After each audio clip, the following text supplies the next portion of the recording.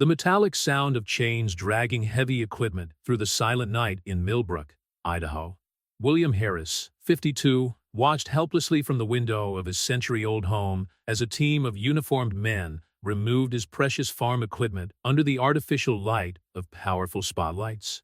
At the head of the group, Richard Moore, president of the Homeowners Association of the newly built Golden Valley Estates, supervised the operation with a barely concealed smile of satisfaction. "This is completely illegal," William shouted, descending the steps of his balcony in heavy steps. His work-worn boots left deep marks in the damp soil. "You have no right to touch any of my equipment."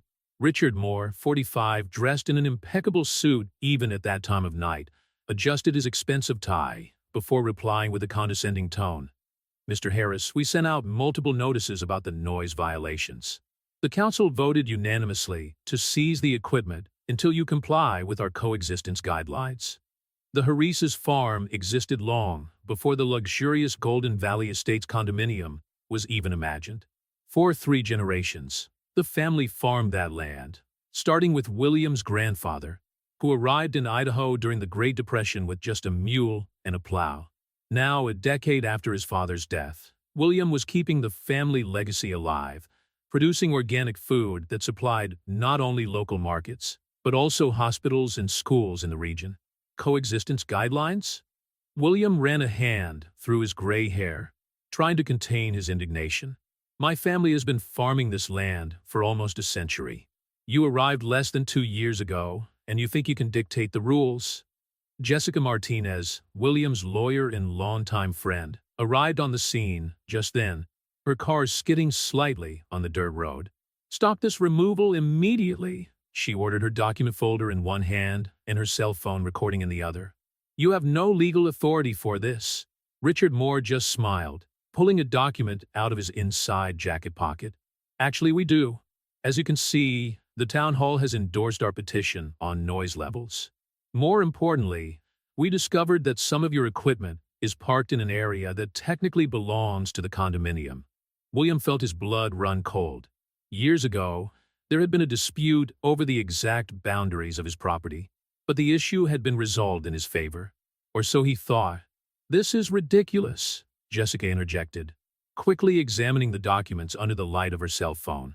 "These demarcations have been altered. I can clearly see that the records have been manipulated." But the men continued their work, loading tractors and agricultural implements onto large trucks. Each piece of equipment represented not only a substantial financial investment, but years of hard work and savings. "You don't understand," William tried to explain, his voice laced with emotion.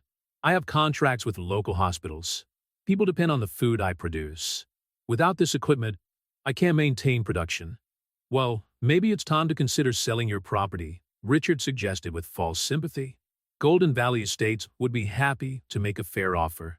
After all, this valley deserves a proper golf course, don't you think?" The mention of selling made William clench his fists. The estate wasn't just a piece of land. It was his heritage, his history, his purpose. The memories of his father and grandfather were ingrained in every acre of that soil. Jessica put a comforting hand on William's shoulder. "We're in a fight this well. They may have money and influence, but we have the law and justice on our side." As the last of the equipment was removed, William watched the horizon where the lights of the Golden Valley condominium shone like an artificial constellation. The contrast between his traditional way of life and the invasive modernity of the condominium had never seemed so stark. "You have 48 hours to submit a plan to comply with our standards," Richard announced, already heading for his Tesla Model X parked nearby. "Otherwise, your equipment will be auctioned off to cover the fines you've accumulated." As the trucks drove off, leaving only deep marks in the farm soil, William stood motionless, gazing at the empty shed where his equipment used to be. Jessica was already on the phone, contacting other local lawyers and activists who could help. "We'll file an injunction first thing tomorrow," she assured him. "And I'm going to expose this manipulation of property records." Richard Moore may have bought off a few people at City Hall, but he can't buy off the entire court system. William nodded silently, his mind already calculating how long his crops would survive without proper care. Every hour lost meant a greater risk of losing the entire crop. The sun was beginning to rise over the horizon, painting the sky in shades of pink and orange. It was the time when William would normally begin his work on the land, but that morning, for the first time in decades, the Harris farm would remain silent. However, as he watched the sun rise, William made a silent promise to his ancestors. This land would continue to produce food. It would continue to sustain lives. It would continue to be a Harris farm, even if he had to fight the entire Golden Valley estates. The morning after the confiscation, William Harris found his kitchen occupied by a determined group. Jessica Martinez had summoned a small support team, including Marcus Chun, an expert in environmental law, and Diana O'Connor, an investigative reporter for the Idaho Herald. The aroma of strong coffee filled the room as they examined documents spread out on the antique oak table. "I found something interesting," Diana announced, adjusting her red-framed glasses. "Richard Moore has a questionable record in other states. Before moving to Idaho, he faced lawsuits in Oregon and Washington for similar real estate intimidation practices." William, who had barely slept, lifted his head from his own research. How did he manage to establish a position of authority here with that track record? "Money buys a lot of smiles and handshakes," Marcus commented, typing furiously on his laptop. "But I also found something peculiar in the environmental records. Golden Valley Estates was built on a groundwater conservation area. The building permits seem dubious." Jessica was organizing a timeline of events on a makeshift board. "Will, you mentioned an old dispute about the boundaries of the property. Do you have the original documents?" William went to the office, returning with a worn folder. "My father kept everything. He said we might need it one day." While they were examining the documents, a firm knock sounded on the front door. It was Catherine Wells, a 68-year-old neighboring farmer, carrying a basket of homemade bread in a determined expression. "I heard about what happened," she said, placing the basket on the table. "I've brought reinforcements." Behind her, a line of pickup trucks began to park on the Harris estate. Local farmers, some of whom were William's direct competitors, climbed out of the vehicles carrying tools and equipment. "We can't let you lose the crop, Harris," declared Bob Turner, a dairy farmer from the neighboring county. "We brought our spare equipment. They're not as new as yours, but they'll do until we sort this situation out." William felt a lump in his throat. The solidarity of the rural community was something that Richard Moore, with all his money, would never understand. Diana captured everything in her notebook. That's journalistic gold. The community uniting against corporate tyranny. But the morning of hope was interrupted by the sound of sirens. 3 local police cars were approaching the estate, followed by Richard Moore's Tesla. "Ladies and gentlemen," Richard announced through a megaphone, "you are in violation of a restraining order on agricultural activities on this property. Disperse immediately." Jessica ran out onto the porch, papers in hand. "What restraining order? We haven't been served with any court order."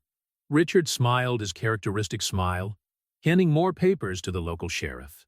"Signed by Judge Peterson an hour ago. Apparently, Mr. Harris's activities pose an environmental risk to our planned community." Marcus Chun immediately recognized the name. "Peterson? The same judge who approved the questionable condominium permits." Diana discreetly photographed the scene with her cell phone, while Catherine Wells positioned herself firmly at William's side. "This is pure intimidation," Catherine declared. "You can't stop a man from working on his own land." Sheriff Thompson, visibly uncomfortable with the situation, approached the group. "I'm sorry, folks, but I need to do my job. Please remove the equipment from the property." Jessica quickly intervened. "Sheriff, I have evidence here of manipulation of property records. Do you really want to be an accomplice to fraud?" The tension in the air was palpable. The farmers refused to move their equipment, forming a human barrier. Richard Moore was beginning to lose his polished composure. "You don't understand," he vociferated. "This valley has the potential to become Idaho's next luxury destination. I'm not going to let a bunch of rednecks ruin my investments." The comment provoked indignant murmurs among those present. Diana smiled, knowing that she had just landed a perfect quote for her story. Just then, a new vehicle arrived at the estate. It was an official SUV from the State Department of Agriculture. A tall, middle-aged woman got out of the car with a folder of documents. "I'm Rachel Henderson, Regional Supervisor," she introduced herself. "I've received reports of possible sabotage of an essential agricultural operation. The local hospitals have warned us about the risk of shortages." Richard tried to intervene, but Rachel ignored him completely. "Mr. Harris, your farm is registered as a critical supplier of organic products to healthcare institutions. Any interference with your operation needs to go through state review." Jessica couldn't hold back a smile. "What about Judge Peterson's order?" "Municipal orders don't override state food safety issues," Rachel replied dryly. "Sheriff Thompson, I suggest you direct your men to stand down until a proper investigation is conducted." The sheriff seemed relieved to have an honorable way out of the situation. Richard Moore, on the other hand, was shaking with anger. "This isn't over," he threatened, getting into his Tesla. "You have no idea of the power you're up against." As the vehicles pulled away, the community present began to organize a work plan with the borrowed equipment. Catherine Wells was already coordinating groups for different tasks, her decades of experience in the field evident in the efficiency of her instructions. "Will," Jessica called softly, "we found something in the old documents that you need to see. Something about the region's water rights." William looked at his land, at the friends and neighbors who had mobilized to help him, and at the folder Jessica held. The battle was far from over, but for the first time since the confiscation, he felt he had a real chance of winning. Rachel Henderson approached the group on the balcony. "Mr. Harris, we need to talk about some irregularities we found in the Golden Valley Estate's records. Something tells me that Mr. Moore didn't count on a state investigation into his business." William nodded, determined. The war had just begun, and now he was no longer fighting alone. An anonymous brown envelope arrived in the Idaho Herald newsroom the next morning, addressed to Diana O'Connor. Inside, detailed financial documents revealed an intricate web of transactions between Golden Valley Estates and various shell companies. Diana immediately recognized a familiar pattern in her investigation into Richard Moore. "We need more," she muttered to herself, organizing the evidence on her investigative whiteboard. Her phone vibrated. It was a text message from an anonymous source. "Look for Project Oasis. Vault 237, First National Bank." On the Harris farm, William and his farming neighbors had established a rotation system with the borrowed equipment. Catherine Wells coordinated the schedules like a military commander, ensuring that each hectare received the necessary attention. "The tomatoes need to be picked by Thursday," William explained to Bob Turner, who was driving a borrowed tractor. "St. Mary's Hospital depends on this delivery for its pediatric ward." Jessica Martinez and Marcus Chan worked tirelessly in the barn converted into a makeshift office. Rachel Henderson, the supervisor of the Department of Agriculture, joined them, bringing more official documents. "We found serious irregularities in Golden Valley's environmental permits," Rachel revealed, spreading maps out on the table. The condominium was built over a crucial aquifer. The approvals were obtained through falsified technical reports. Marcus adjusted his glasses, studying the maps. "This explains why they are so desperate to control this area. The Harris farm is essential for the natural recharge of the aquifer." A car approached the property, kicking up dust on the road. It was Claire Peterson, wife of the judge who had signed the restraining order against William. Her face showed concern and guilt. "We need to talk," she said, looking nervously over her shoulder. "My husband, he's not a bad man, but Richard Moore has something against him, something that happened in Oregon." Jessica quickly led Claire into the house. The woman was shaking as she pulled more documents out of her purse. Frank signed that order under duress. Moore threatened to expose a miscarriage of justice that could destroy his career. Diana, who had just arrived with her own findings, began to connect the dots. "The Oasis Project," she muttered. "It was a development in Oregon that mysteriously went bankrupt. Dozens of families lost their homes. And Judge Peterson presided over the case," Claire added. "He didn't know it at the time, but the evidence was manipulated. When he discovered the truth, it was too late." William watched the conversation in silence, his calloused hands clenching a cup of coffee. Years of working the land had taught him that even the hardest soil could be cultivated with patience and the right tools. Rachel Henderson made a quick call. I'm going to request a full audit of the environmental licenses. With that evidence, we can suspend all Golden Valley operations. It won't be that simple, Marcus warned. Moore has powerful connections. We need something more concrete. As if answering his words, Catherine Wells burst through the door, clutching her tablet. You need to see this. We found something while we were preparing the north field for planting. The images showed a series of irregularly buried pipes and valves, clearly installed by the condominium to divert water from the aquifer. They've been stealing water for months, Catherine explained indignantly. This is a federal environmental crime, Rachel declared, immediately photographing the evidence with her official cell phone. At that moment, sirens began to sound again. 3 black SUVs from Golden Valley Security were approaching, followed by Richard Moore's Tesla. They must have found out about the documents, Claire whispered, terrified. William stood up, his expression determined. Not this time, he said, walking outside. The neighboring farmers, sensing the movement, began to gather, forming a human barrier. Richard Moore got out of his car, accompanied by armed security guards. This is an official HOA inspection, he announced with his megaphone. We have information about serious environmental violations. What a coincidence, Rachel Henderson replied, stepping forward with her badge in hand. The State Department of Agriculture is also conducting an inspection. And guess what? We found evidence of water theft and falsification of environmental documents. The color drained from Richard's face. His eyes ran quickly to Claire Peterson, who was partially hidden behind Jessica. You have no idea what you're up against, he threatened, but his voice no longer carried the same confidence.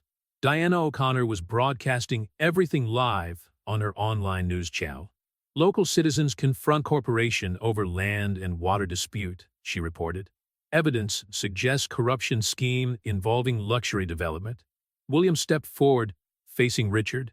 This land is not for sale. It never has been. And now we know the real reason for your interest. Your equipment is still in our custody, Richard tried to counter. About that, Jessica intervened, showing a court notice. The federal judge has just issued an injunction ordering the immediate return of all confiscated equipment. Apparently, he wasn't too impressed with your tactics. The crowd of farmers began to approach, their determined expressions making clear their willingness to protect the Harris farm at any cost. Richard Moore got into his Tesla, his mask of civility completely shattered. You've just declared war on the wrong people, he shouted before driving off, leaving his confused security guards behind. The war was already declared, William replied calmly, watching the car drive away. You just didn't expect us to fight back. As the sun began to set, illuminating the fields with a golden glow, the group gathered to plan their next steps. The battle was far from over, but for once, they had the tools they needed to win.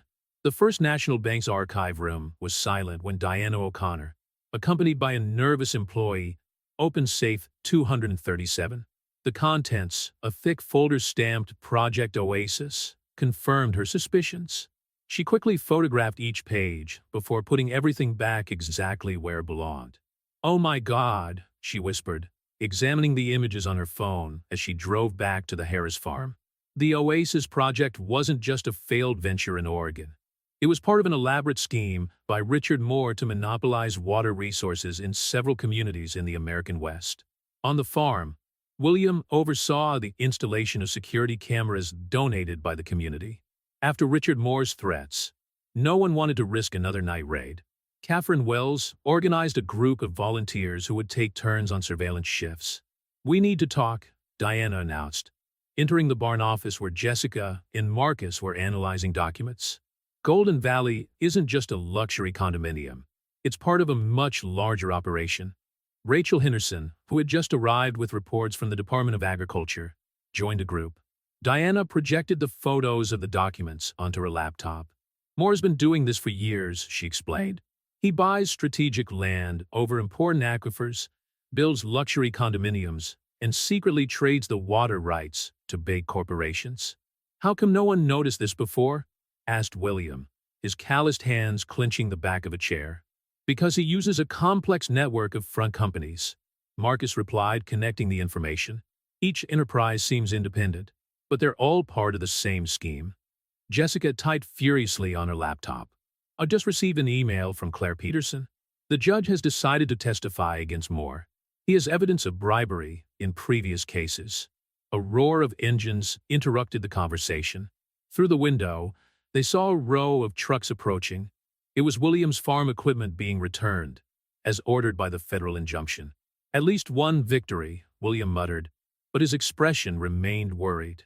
Years of working the land had taught him that real storms are always preceded by a deceptive calm.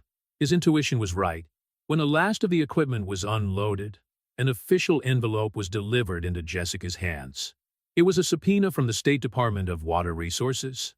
"They're claiming that your irrigation is causing damage to the aquifer," Jessica read, incredulous. "They want to suspend all your farming operations immediately." "Impossible," Rachel interjected. "Our studies show the exact opposite. William's organic farming practices are essential to preserving the aquifer." Diana received an anonymous message on her phone. Looking for Angela Morrison, former employee of the Department of Water Resources. Fired 3 months ago after questioning Golden Valley reports. Catherine Wells, who was watching the whole thing in silence, suddenly spoke up. "Angela Morrison? Isn't she the one who moved to northern Montana after reporting irregularities?" "We need to find her," Marcus declared. "She could be our chance to expose the whole scheme." William looked out of the window, noting his equipment was finally back. "How long do we have before the suspension order takes effect?" 72 hours, Jessica replied. "But I can get a court extension." Rachel Henderson made a quick call. "I have a contact in Montana who can locate Angela Morrison, but we need to act fast. Moore surely already knows we're investigating." Diana organized the evidence on her laptop. "I'm going to publish a series of reports gradually exposing the scheme. If Moore tries anything, the story will already be partially public." A new car approached the farm. It was Claire Peterson again, but this time accompanied by Judge Frank Peterson. The couple looked tense. "Moore is calling his special HOA meeting for tomorrow," Claire informed them. "He plans to vote on the forced annexation of all the agricultural properties in the valley." "He can't do that," Jessica protested. "Technically, he can," Frank Peterson explained, "if he can prove that the properties pose a significant environmental risk. And with the forged reports from the Department of Water Resources, then we have to lay it all out before this meeting," William concluded, his voice carrying an iron determination. The group worked through the night. Diana drafted her report, while Marcus and Jessica prepared a preemptive lawsuit. Rachel coordinated with state authorities to investigate the forged reports. Catherine organized an emergency call for all farmers in the region. "If they want war, let's show our strength," she declared, her cell phone constantly receiving messages of support. At 3 in the morning, the first breakthrough, Angela Morrison was located and agreed to testify via video conference. At 4, Rachel received confirmation of serious irregularities in the Golden Valley reports. "Moore is not acting alone," Angela revealed during the video call. "There's a bigger corporation behind it, Blue Desert Holdings. They have plans to privatize all the major aquifers in the American West." William watched the sun rise through the barn window, thinking of his father and grandfather, of how they faced their own battles to preserve that land. Now, the fight wasn't just for the Harris farm. It was for the water, for the future, for the very essence of the community. "The HOA meeting is at 2 in the afternoon, Claire reminded them. "Moore will certainly have his corporate lawyers present." "It doesn't matter," William replied, his voice calm but resolute. "They have money and influence. We have the truth and an entire community on our side." Diana was finalizing her report, scheduled to be published an hour before the meeting. Jessica and Marcus were preparing to present irrefutable evidence of fraud and environmental manipulation. The final battle was approaching, and this time, William Harris and his allies were ready to face it with all the weapons that mattered: truth, justice, and the unwavering strength of a united community. The meeting room at Golden Valley Estates was buzzing with tension when William Harris and his allies entered. Richard Moore, in his usual impeccable suit, chaired the board with a confident smile that would soon dissipate. "Before we begin the vote on annexation," Diana O'Connor stood up, her firm voice echoing through the room. "The Idaho Herald would like to present some relevant information to the HOA members." She projected on the screen a series of documents from Project Oasis, revealing the intricate network of manipulation of water resources. Richard Moore tried to interrupt, but Rachel Henderson from the Department of Agriculture took the floor. As your state representative, I must inform you that all of Golden Valley Estate's environmental permits are officially suspended, pending federal investigation. A murmur went through the room. Luxury homeowners began to fidget, especially when Angela Morrison appeared on the screen via video conference. As a former employee of the Department of Water Resources, she declared, I can confirm that the reports submitted by Mr. Moore were deliberately falsified to cover up the illegal detour of water from the aquifer. William watched in silence as Jessica Martinez presented the legal evidence. Outside, dozens of local farmers gathered in solidarity, their tractors and equipment forming a protective barrier around the building. What we are witnessing here, Jessica explained, is a systematic attempt to monopolize essential water resources through fraudulent practices and intimidation. Richard Moore finally lost his composure. You have no idea of the power you are up against. Blue Desert Holdings will not. Blue Desert Holdings is under federal investigation, interrupted a man who had just entered the room. Special Agent David Rodriguez, FBI.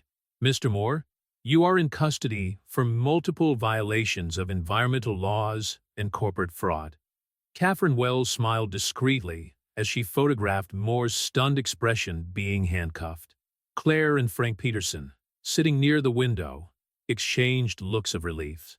The documents show that every property in Golden Valley was acquired through the manipulation of records. Marcus Chin explained to the shocked residents. You two are victims of this scam. William finally stood up, his presence commanding natural respect. I didn't come here to seek revenge, he declared. I came to propose a solution that benefits the whole community. Rachel Henderson projected a new set of maps. Harris Farm, along with other farms in the valley, are key to preserving the aquifer. With proper sustainable practices, we can ensure clean water for everyone. Diana continued.